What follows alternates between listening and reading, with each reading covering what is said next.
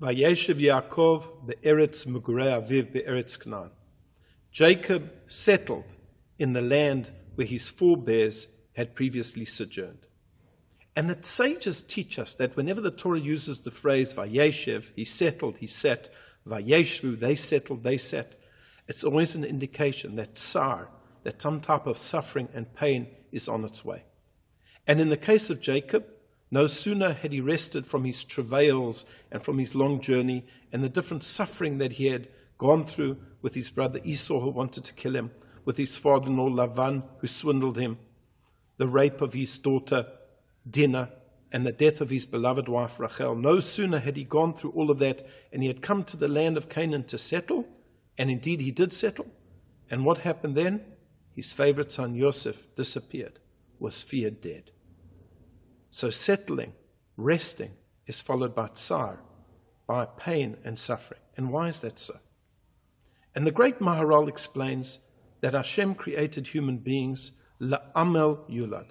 We were created to toil in this world, to work specifically in Torah and mitzvot. And it's non-stop. It's all of the time. And we can't cease to rest. There's no time to retire. And the way that the sages put it is that Hashem said to Yaakov, Yaakov, you're righteous. You want to rest also in this world. The next world is the time for rest. The next world is the time where one will be rewarded, and take it easy. But this is a world of working and always going and keeping busy and doing mitzvot and studying Torah. And therefore when we rest and we say, you know what, I've done enough, it's immediately at that point that difficulty comes upon us to remind us, no, there's never a time to rest. There's never a time to retire.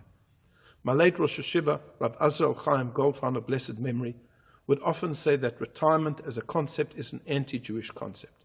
It doesn't necessarily mean that you have to work in your job forever.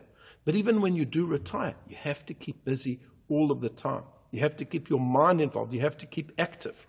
And indeed, there's a teaching of our sages that the most important verse in the Torah is that they brought a sheep in the morning and the sheep in an afternoon. Why is that such an important verse, that they brought the daily sacrifice?